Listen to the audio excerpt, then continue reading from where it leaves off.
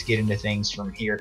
Obviously, we have missed our Week 7 P4G battle upload just due to some scheduling conflicts, really. My opponent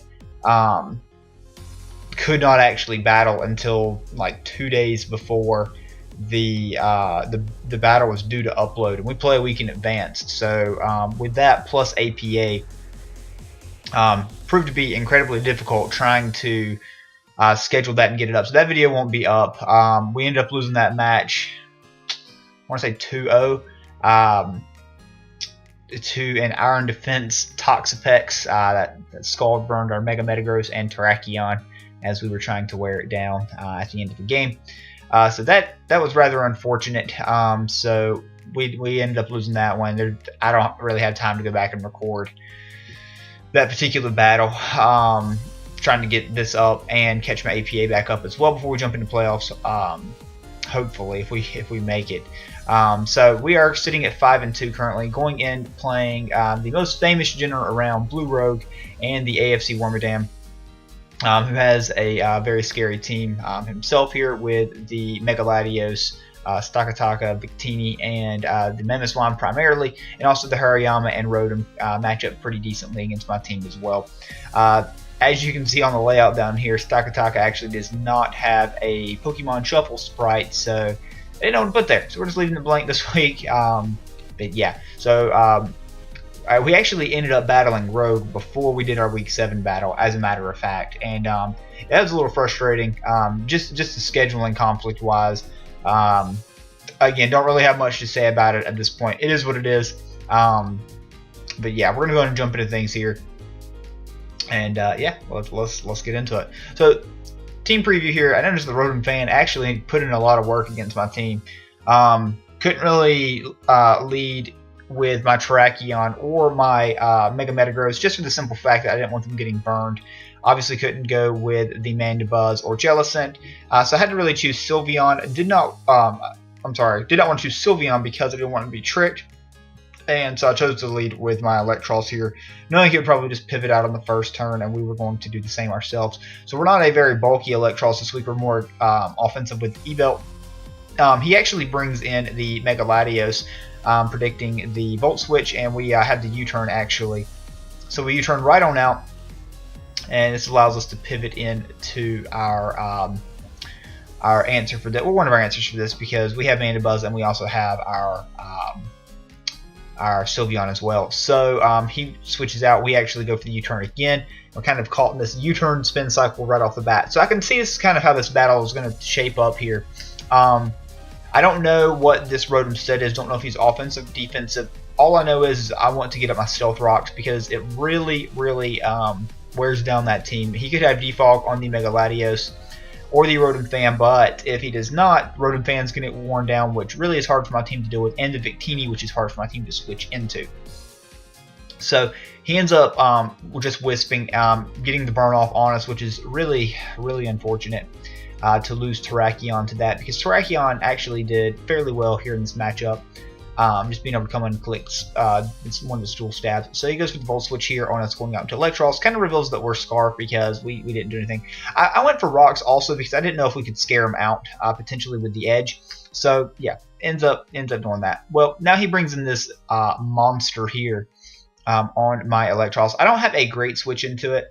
I don't really want my Sylveon to lose its choice specs, because spec Sylveon, as you can see, puts on a ton of pressure outside the Stakataka. And that's really all he had on his team for offensive Sylveon too.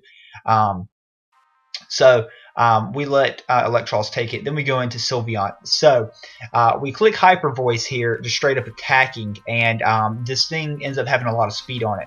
So fun fact, we actually both ended up running 83 speed. I put 28 speed EVs in Sylveon and my Jellicent, and he actually had 83 speed as well in this Hariyama. So he wins the speed tie, knocks me out there. As you can see, I go for recover here, knowing he's going to knock me off, because at this point I'm like, oh shit, this thing's a threat.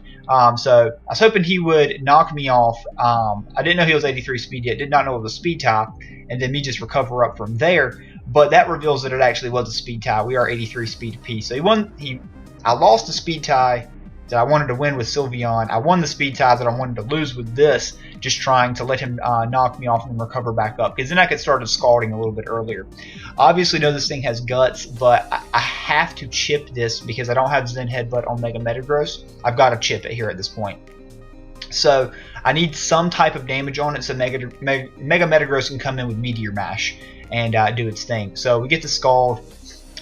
We do get the burn, which is going to cost us our Jellicent here. No matter what, he wins the speed time the following turn to knock us out from here. But even if we would have won and recovered, it still would have knocked us out. So I just went for Scald there on that turn to get some damage, because he had to be gut, so there's no reason for him to be thick fat or anything like that. So the Hariyama ends up doing a tremendous amount of work. So at this point, we're really playing from behind. Electros is almost dead. We've lost Sylveon, we've lost Jellicent, and our Terrakions burned. So this is really on Mega Metagross's back here, and our Mandibuzz.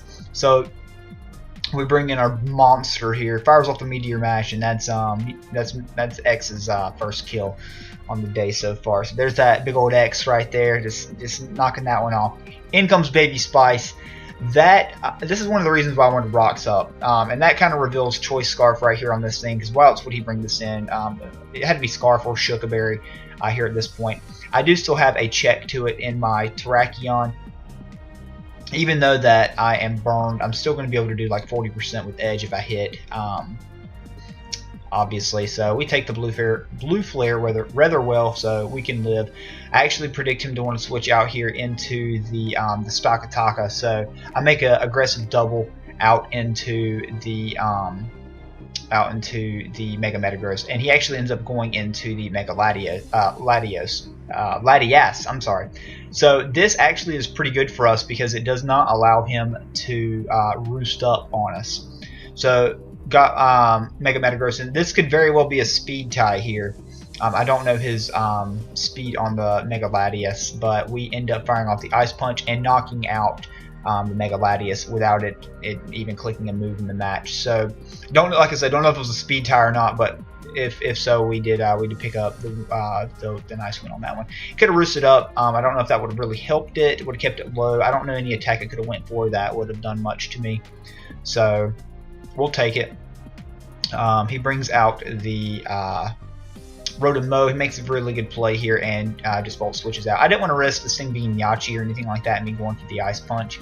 And also did not know, I didn't know his item. So now he goes into Mamoswine, and important to see here that I just sack off my Electros, and I don't see any item. So I'm thinking, okay, this thing's got to be a lure then. So I have, obviously I'm thinking at this point it is Babiri Berry. So I have Grass Knot, which is a guaranteed OHKO as well. There's no reason for him to re-Rindo. I don't have a Grass type on my team except for Torterra. So I go for the Grass Knot, which is guaranteed going to knock it out. And yeah, he switches out into the Rotom, but the Grass Knot plus Rocks puts this thing in range of Ice Punch if he's not Yachi. So we choose just to knock that thing out as well. So I'm really dead set on, okay, that thing has got to be Babiri. I don't see item. It's not boosting. It's not scarfed. It's got to be. It's got to be. So he goes out into the Stakataka here. Go for the EQ. It is not shook or anything like that. So this is going to do massive damage, if not straight up knock this thing out. And he lives on just a couple of HP. I don't know his spread, so I don't remember the roll off the top of my head. So he goes for the Gyro Ball, does a lot. Isn't really going to matter though, because it doesn't matter that Metagross has damage on it, because Blue Flare is going to knock me out either way. Along with a Mamoswine Earthquake, so that really didn't matter that he ended up living that one. So he goes back out into the Victini. We know this thing is Choice Scarfed here at this point. All I have left is Mandibuzz, Terrakion, and my Mega Metagross. So what I've got to do is I've got to make sure I chip this thing down enough so it does not come back in on rocks. I know I can live one Blue Flare, and I know if he's Scarfed, no matter what, I'm going to be able to do some damage to it. If he chooses to go out into his Mamoswine here on the Stone Edge, that's going to put it in range of any one of Metagross's attacks, either my Grass Knot or my Meteor Mash. So not really too worried about that. We know that he's Scarfed. We know that he's locked in at this point, so I can go out into Mandibuzz pretty freely here and then just click U-turn, because He can't come back in on rocks now, and then I want Metagross in on the Mamoswine. So again, in my head, I'm thinking, all right, you know, he's kind of brought a team that's kind of 6-0'd by Mega Metagross here outside Scarf Victini, which my team handles really well with Jellicent. And especially Special Teeny with Sylveon. I mean, it really does nothing to Sylveon. So I just know. I'm thinking, this thing is Babiri Berry. This thing is Babiri Berry. This thing is Babiri Berry. I'm going to Grass Knot. It is 100% going to kill this thing. Even if it's max HP, it's going to kill this thing. Joke's on me, though, because he's a Salt Vest and lives on 1. Oh! So, there goes Mega Metagross there. It was the only item he could have ran other than Rendo that helped him live that. So it just really blew my mind there. And now I have no chance to live with Mandibuzz, either to live this Icicle Crash. So he's going to be able to go right into he's going to be able just to click Icicle Crash here, knock out Mandibuzz, and win the game. So really, really close game, really, really good game, and it was a really fun game too. So despite taking the 1-0 loss here, which really hurts our playoff chances, because now we're sitting at 5-3, which was a really fun game in general. So I really enjoyed this one. So great game to you, Rogue. Really looking forward to seeing your side of the battle on this one. But you know, we made the wrong play there at the end of the game. We should have just mashed. We would have came out a whole lot better, obviously, if we would have just mashed. But just in my head, I was just thinking, this thing is a lure, and Meteor Mash did not 100% kill from that range. So I made the best play that I thought was gonna give me the W, but he ended up being AV for the Salazzle, which is some really good prep because Salazzle put in some work here this game. If he did not bring the Stakataka. So good game again to you, Rogue. So we're sitting at 5-3 with 3 games left to go, and you know, it's kind of like a log jam there at the middle. A lot of teams are 4-4, 5-2, 5-3. Some of the games haven't, you know, been called up or anything like that. So I guess we'll see where. Hopefully, I'll have a little bit better of an understanding of where we stand next week with next week's upload. But again, so I'm not sure at this point if you've seen our week 8 APA battle, maybe week 9. I forget which week exactly it is. It is week 9, our week 9 APA battle. I'm going to try to get this up before this, but if not, it will definitely be up Saturday. So, again, guys, apologize for any inconvenience, but we're just trying to get these battles up as quickly as possible. Had a really busy time at work here recently, so again, I apologize. But again, good game to you, Rogue, and thanks for watching, everyone. Until next time, we'll see you.